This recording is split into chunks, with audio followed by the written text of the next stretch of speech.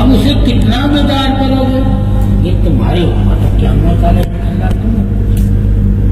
کیوں؟ نفس کی خوراک اور روح کی خوراک تمہیں دونوں اللہ نے بتا دیا،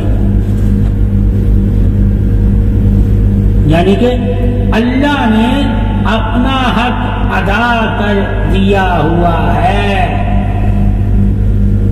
تم اللہ سے اپنا حق مانگنے کا حق رکھتے ہو، ٹھیک ہے، مگر یہ نہیں کہہ سکتے کہ مجھے ملے گا نہیں۔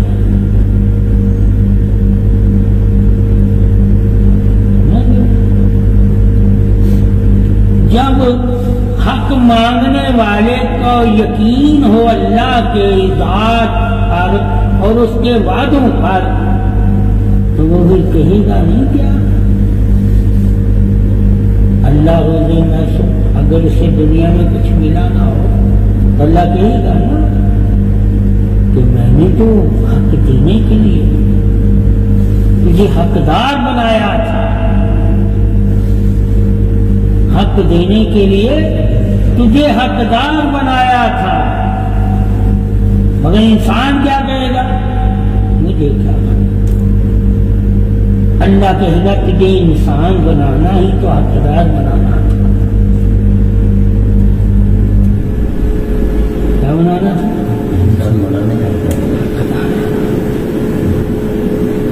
ٹھیک ہے، باقی تو جتنی چیزیں بھی تھیں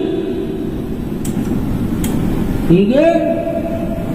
ان کو تو دنیا میں حق دے دیا گیا، آخرت میں نہیں۔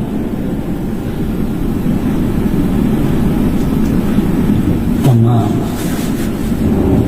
تیرا ہی حق میں نے رکھنا تھا نا، آخرت میں دینے کے لیے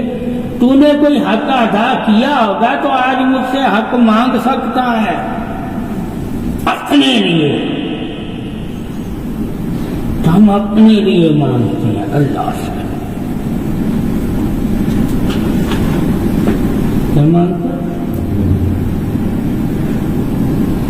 جس سے مانگ رہے ہیں اس نے ہمیں حکم دیا ہے مجھ سے مانگو، تو ثابت ہوا وہ حق اللہ جو ہمیں دینا چاہتا ہے اس کے لیے اس نے دروازہ بھی رکھا ہوا ہے،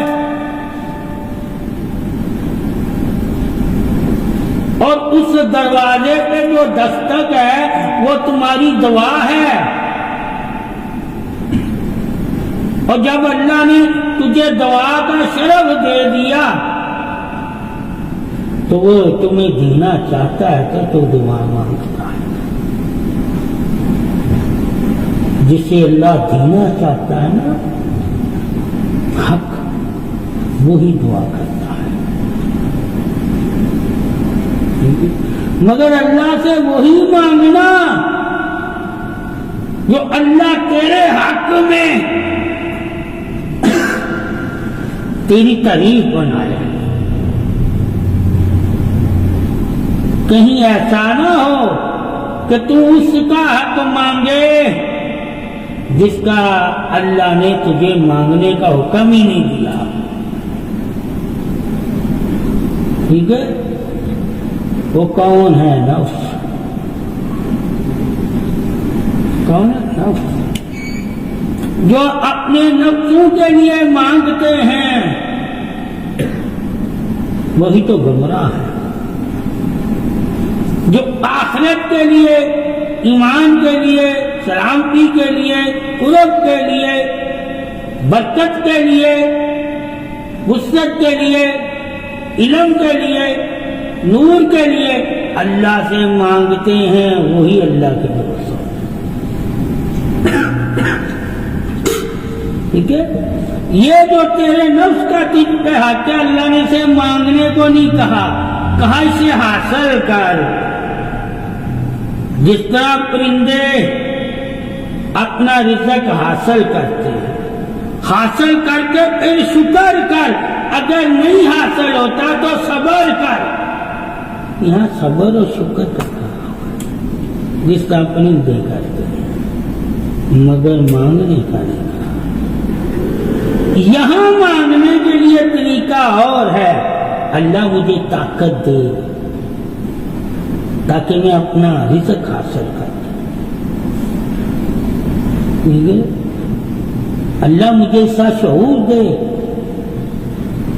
تاکہ میں ان رستوں پہ چلوں جن رستوں پر تم نے رزق رکھا، ان لوگوں کے ساتھ چلوں جن لوگوں کے ساتھ انہیں برکت رکھی. یہاں دعا مانگتے دونوں طرف دیکھنا ہے اور ایسے لوگوں سے پناہ دینا جو ہاستی ہیں. ٹھیک ہے، کچھ چیزوں میں مانگنے میں آپ نے اچھے اور برے لوگوں کا دھیان رکھنا ہے، اور کچھ جو مانگنا اس میں کوئی دھیان نہیں رکھنا. وہ نور ہے، ایمان ہے، کسی کا بھی. ٹھیک ہے، تو یہ مانگنا تمہارا حق ہے. کیا؟ ٹھیک ہے، ایمان. تمام عبادتیں، تمام ریاضتیں، تمام نیکیاں، تمام انبیاء کے علم جو تمہیں دیے گئے ہیں وہ دیے اسی لیے گئے ہیں تاکہ تم اللہ سے مانگنے والے بنو. وہ بھی تو اللہ سے ہی مانگتے تھے.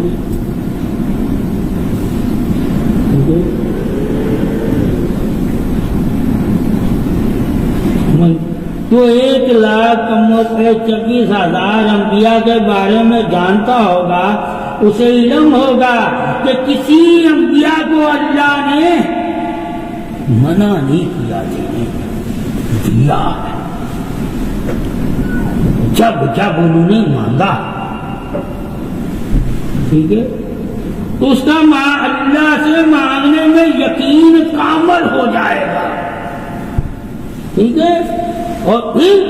کسی جانور، کسی پرندے، کسی مچھلی، کسی نے بھی اگر اللہ سے مانگا ہے تو اللہ نے انہیں بھی منع نہیں کیا. ٹھیک ہے، اللہ انہیں بھی دیتا ہے.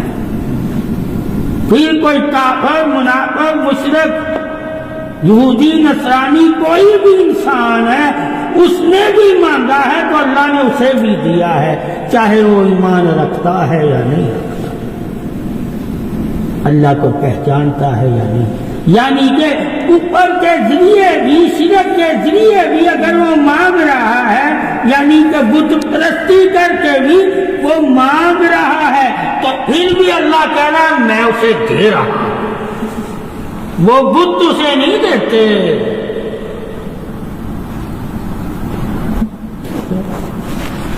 اب کیا اس میں دلیل کیا ہے انسان کے لیے سمجھنے کی؟ مانگنے کا کہ تو بت پرستی کر کے مانگ، تو نفس پرستی کر کے مانگ. ٹھیک ہے، تو انا تکبر پرست ہستی ہو کے مانگ، اللہ پھر بھی تجھے دے گا. ٹھیک ہے، چاہے تو اس نے ایمان رکھتا یا نہیں، اللہ دینے والا ہے. مگر جو اللہ کو جان کر، اللہ کو مان کر اور اللہ پہ ایمان رکھ کر مانگتے ہیں،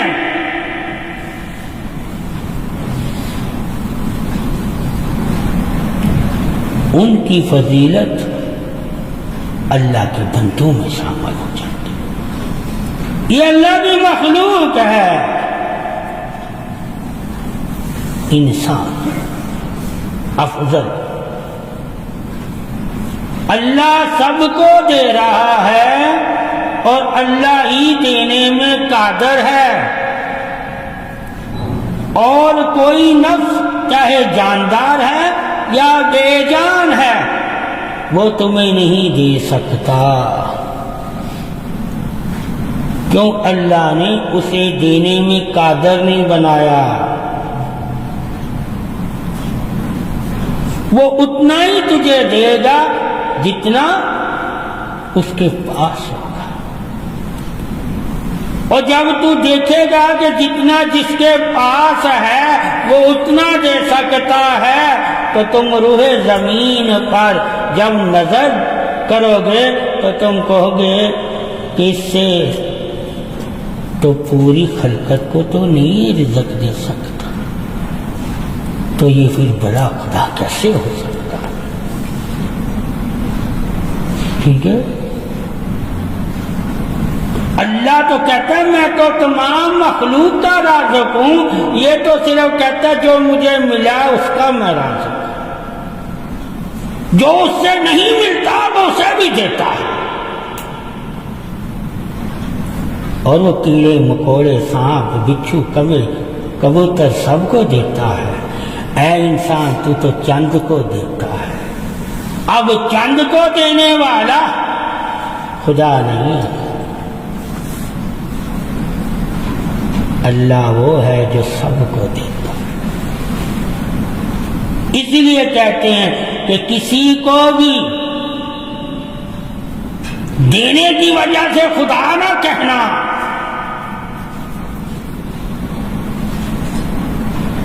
وہ چاہے جتنا مرضی لٹا بھی رہا،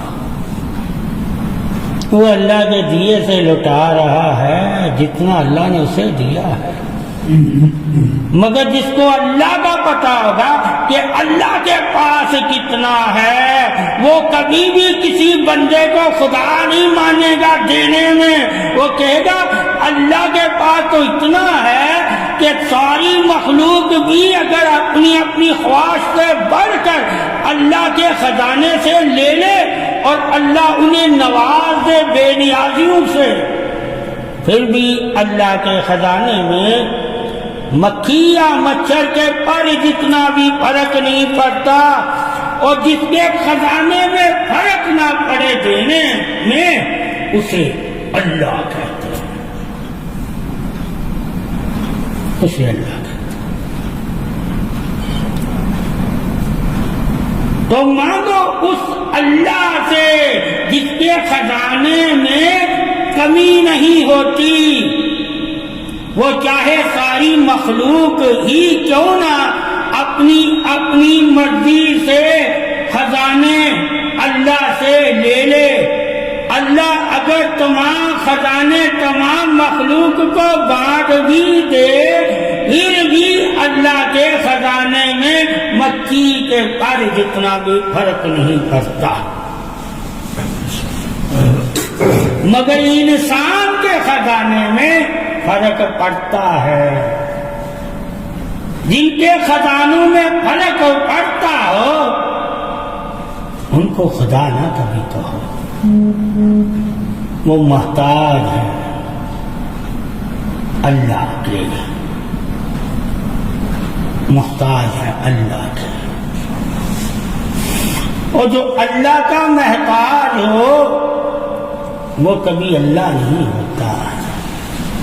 اللہ تو محتاجی سے پاک ہے۔ اس لیے اللہ نے کہا میں نہ کھاتا ہوں نہ پیتا ہوں نہ سوتا ہوں، نہ میں نے کسی کو جنا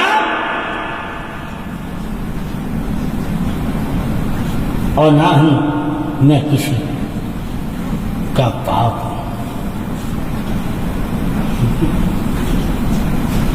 یہ جو سورہ اخلاص اللہ تعالیٰ کی شان توحید بادشاہی حقیقت حق ہے، یہ وہ صورت ہے جو اللہ تعالیٰ کو سب سے زیادہ محبوب ہے طریق وحدت کے لیے، جس طرح محمد صلی اللہ علیہ وسلم کو سب سے زیادہ محبوب ہے سورہ کوثر، اسی طرح اللہ رب العزت کو سورہ اخلاص سب سے زیادہ محبوب ہے، اور وہاں بھی سورہ کوثر وہی کثرت سے پڑھتا ہے جسے محمد صلی اللہ علیہ وآلہ وسلم سے محبت ہوتی ہے، یعنی کہ محمد کی تعریف کرنا، اور جو محمد صلی اللہ علیہ وسلم کی تعریف نہیں کرتے انہیں ابتر کہتا ہے وہ انسان جو سورہ کوثر پڑھتا ہے۔ یعنی کہ وہ لوگ برے ہیں جو آپ صلی اللہ علیہ وسلم کے بارے میں کوئی بات کرے غلط، اور جس نے آپ صلی اللہ علیہ وسلم کے بارے میں کوئی حقیر بات کی ہو وہ اللہ کی نظر میں سب سے زیادہ حقیر ہے۔ یعنی کہ محمد صلی اللہ علیہ وآلہ وسلم کی شان کو کبھی بھی نہ گھٹانا، ہمیشہ بلند رکھنا۔ اللہ تعالیٰ نے یہ سورت کوثر اتاری اسی لیے تھی کہ قیامت تک مومن اور علم والے جان جائیں۔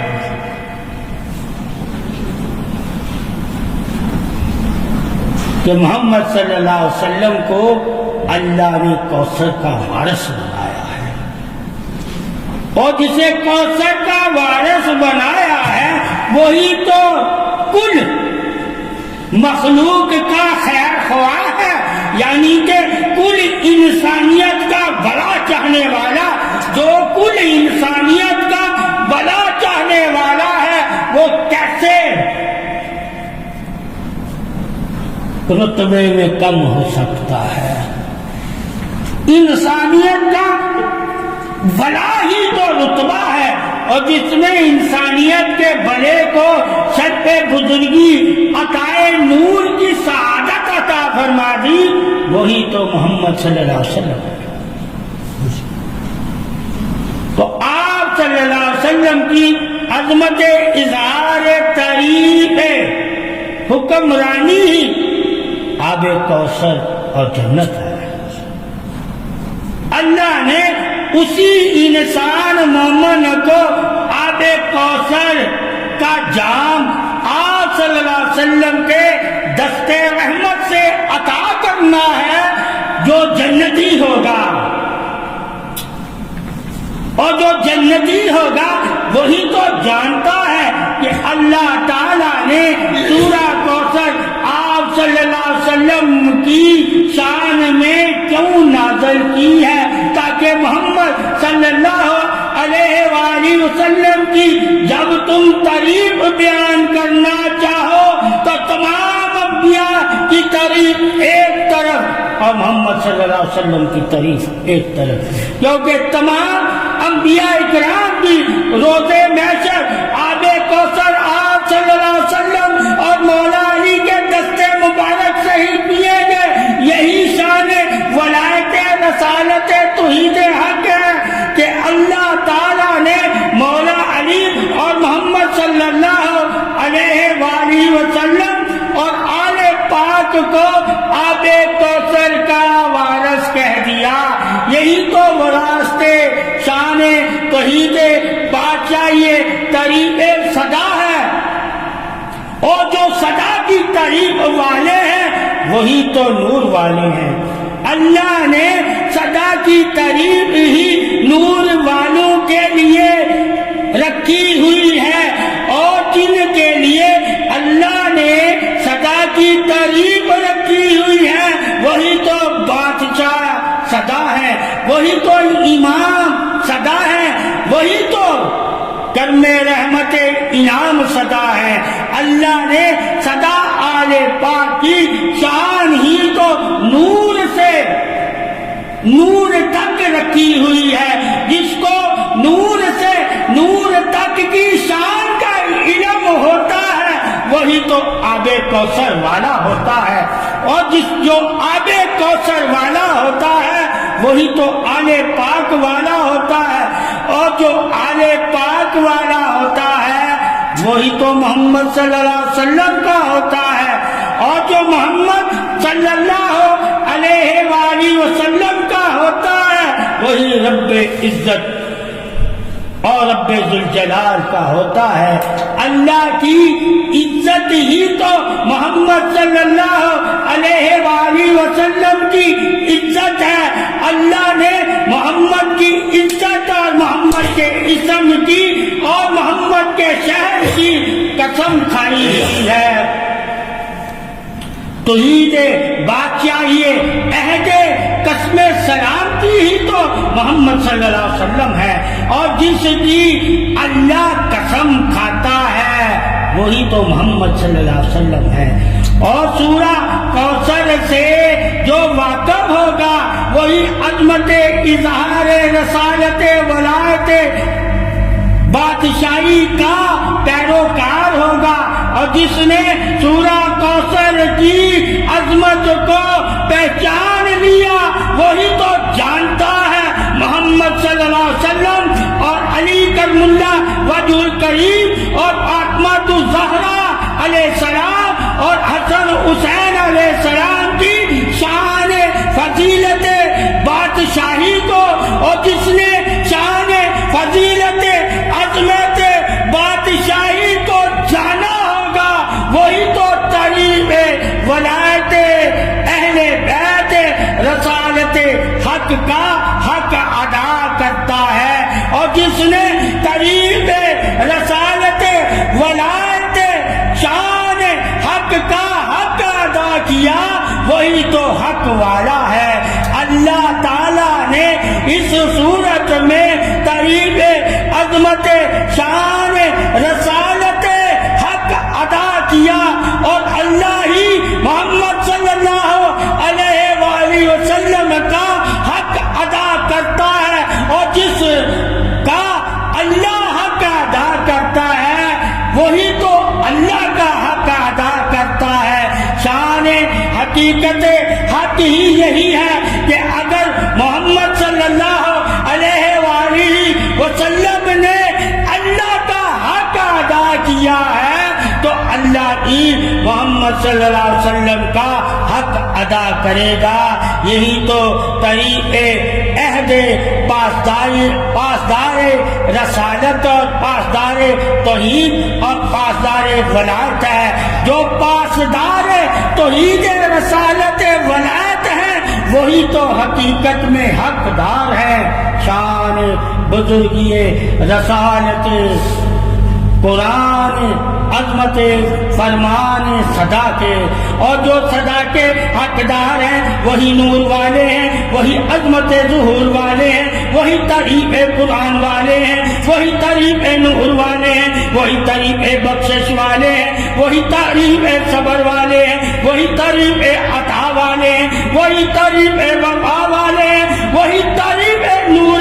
عظمت قوت ایمان والے ہیں، اور وہی غالب ہیں تمام ایمان والوں پر۔ اللہ نے آپ صلی اللہ علیہ وسلم اور آپ صلی اللہ علیہ وسلم کی آل کو تمام ایمان والوں پر غلبہ عطا فرمایا۔ یہ عطا ہی تو غالب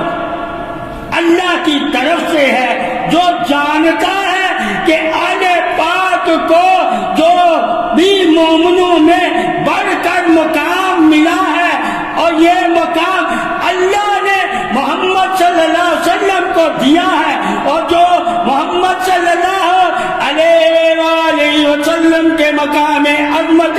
رسالت نور حق سے واقف ہے وہ جانتے ہیں کہ نور ہی تو محمد صلی اللہ علیہ وسلم کی آل ہے۔ آل رسالت بھی نور حقیقت حق تاجدار ولایت رسالت حق کا حق ادا کرتے ہیں، اور جس نے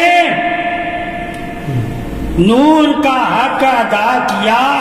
وہی تو نور والا ہے، اور جو نور والا ہو جاتا ہے اللہ بھی اس کو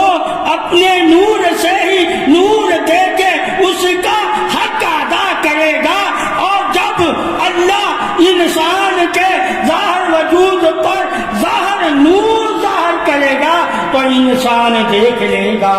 کہ کس کا نور ہے۔ یہی تو نور رسالت کوثر جام حق ہے، اور جس انسان مومن کو سورہ کوثر کی عظمت شان طریق ربوبیت کا پتہ ہوگا وہ کبھی بھی آپ صلی اللہ علیہ وسلم کی آل کے برابر کسی بھی صحابہ کو طریق کے ساتھ شامل حال نہیں کرے گا۔ بے شک تمام صحابہ ہی قریب عظمت نور رسالت مبین کے پیروکار ہیں، اور جو پیروکار ہیں وہ تو قریب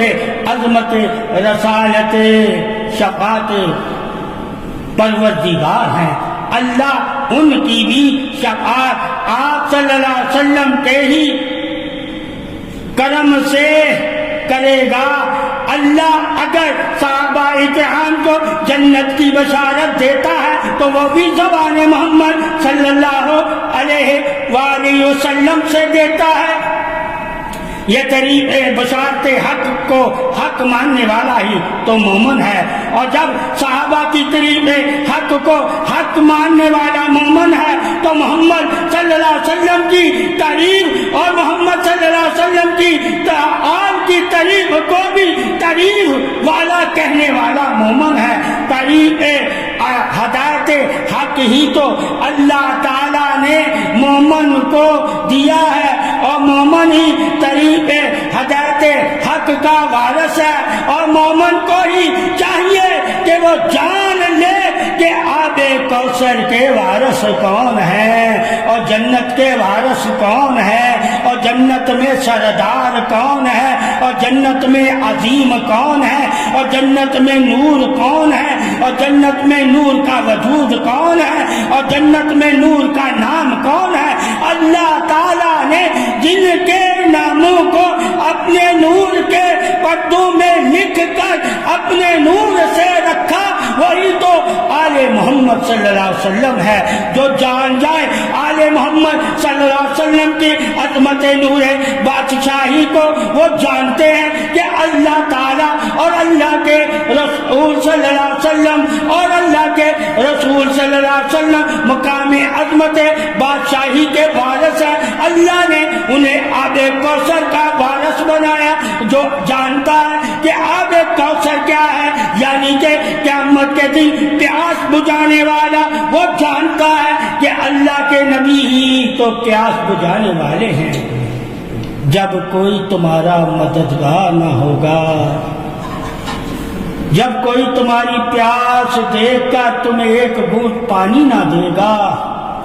اس وقت تو دیکھ لینا رحمت ربوبیت، رحمت شان عظمت رسالت کو، شان ولایت کو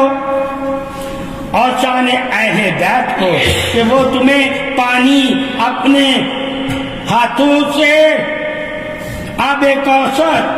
پلاتے ہوئے نظر آئیں گے۔ یہی تو اللہ کی رحمت ہے، اور رحمت ہی تو اللہ کی محمد صلی اللہ علیہ وسلم پر عطا ہے۔ آپ صلی اللہ علیہ وسلم پر جو اللہ نے آب کوثر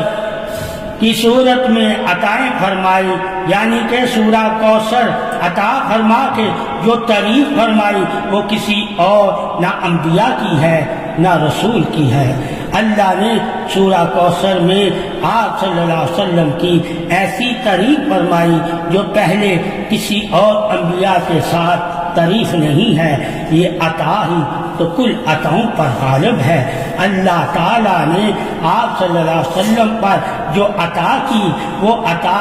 آپ صلی اللہ علیہ وسلم نے اپنی آل کو دی، اور جو عطا آپ صلی اللہ علیہ وسلم پر، وہی آپ صلی اللہ علیہ وسلم کی آل پر، اور آل ہی تو چاہتی ہے کہ تم جنتی ہو جاؤ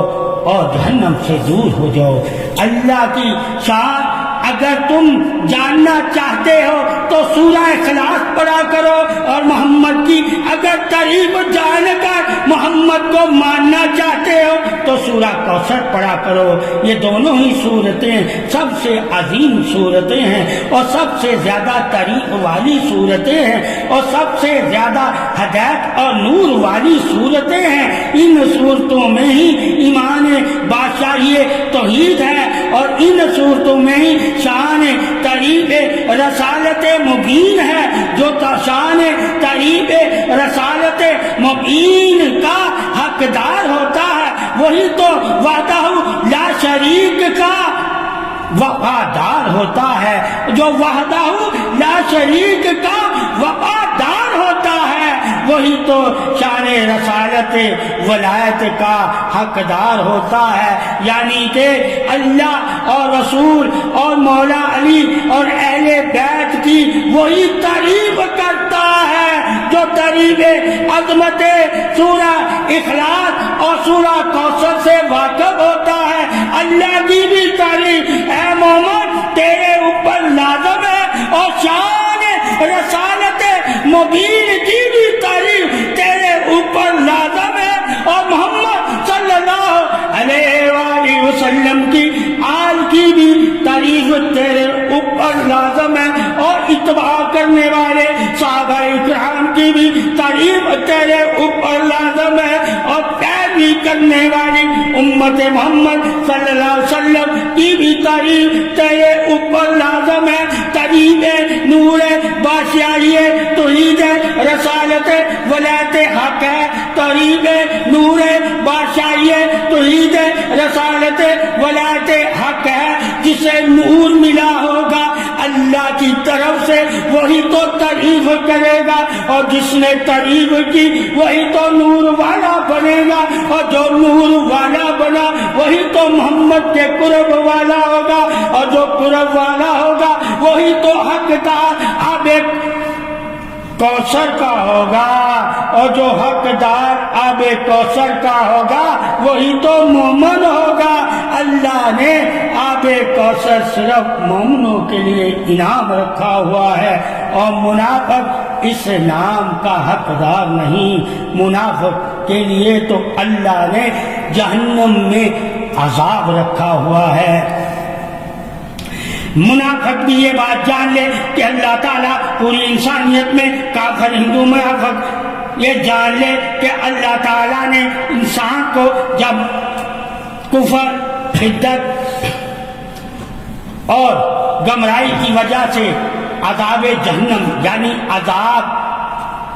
آگ والا دینا ہے، تو وہ آگ والا عذاب صرف اور صرف ان لوگوں پر ہوگا جو کفر کرتے ہیں، مگر منافق پر جو عذاب ظاہر ہوگا وہ تمام عذابوں سے ابتر عذاب ہوگا، یعنی کہ تمام جہنمیوں کی جو پیپ یعنی کہ گندگی گرے گی وہ ان کی اوپر گرے گی، وہ اس گندگی کے عذاب میں ہوں گے۔ تو جان لے کہ منافق کتنا گندا ہوتا ہے، عذاب میں بھی اور ظاہر جسم و جان میں بھی۔ اللہ تعالیٰ نے جیسے کسی کے اعمال ہوں گے یعنی کہ برے اعمالوں کے بھی عذاب کے اللہ نے درجے رکھے ہوئے ہیں، تو جان لے کہ منافق کا درجہ تمام عذاب والوں سے بدتر درجہ ہے، اور یہ درجہ جان کر بھی اگر کوئی منافق محمد صلی اللہ علیہ وآلہ وسلم اور محمد صلی اللہ علیہ وسلم کی یاد اور مولا علی سے محبت نہیں کرتا تو جان لے اس کے لیے اللہ نے اس پر کیسا عذاب رکھا ہوا ہے۔ عذاب ہی تو سب سے بدتر عذاب ہی تو منافق پر ہوگا، اور منافق کافروں سے بدتر ہیں، اور جو کافروں سے بدتر ہیں وہ کبھی بھی مومن کی صفوں میں شامل ہونے کی تعریف میں شامل نہیں ہو سکتا۔ وہ مومن کی صفوں میں رہ کر بھی گندا ہی رہتا ہے، ایسا گند جیسا کہ مچھلی پانی میں رہ کے بھی بدبودار رہتی ہے، اور منافق بھی ایسا ہے کہ خوشبو والوں کے ساتھ رہ کر بھی بدبودار ہی رہتا ہے، وہی تو اس کے بد عمل ہی اس کے لیے بدبودار عذاب کی صورت میں اللہ نے ظاہر فرمائے ہیں۔ اور جو اللہ رسول سے محبت کرتا ہے یعنی کہ سورہ کوثر اور سورہ اخلاص والا وہ طریق وحدت سے بھی واقف ہے، وہ طریق رسالت سے بھی واقف ہے۔ جو طریق وحدت اور طریق رسالت سے واقف ہے وہی تو طریق ولایت سے واقف ہے، اور جو طریق ولایت سے واقف ہے وہی تو محبت علی والا ہوتا ہے، اور جو محبت علی والا ہوتا ہے وہی تو طریق رسالت اور طریق ولایت اور طریق توحید والا ہوتا ہے۔ اللہ کی توحید ہی سورہ اخلاص ہے، اور محمد صلی اللہ علیہ وسلم کی بخشش عطائے انعامی سورہ کوثر ہے. اللہ تعالیٰ نے سورہ کوثر میں ہی تو انعام کل گواہی حق رکھی ہوئی ہے اور سورہ اخلاص میں ہی توحید بے نیازی شان حق رکھی ہوئی ہے. اور مولا علی ہی تو حق والے ہیں. اللہ اور رسول مولا علی کے ساتھ اور مولا علی اللہ کے ساتھ، حق علی کے ساتھ اور حق والے علی کے ساتھ اور حق والا علی کے ساتھ اور علی حق والے کے ساتھ. یہی شان بزرگ، یہ رسالت ولایت توحید حق ہے. اللہ تعالی ہمیں سورہ کوثر اور سورہ اخلاص کی عظمت شان بزرگی سے فیض نور قلبی عطا فرمائے.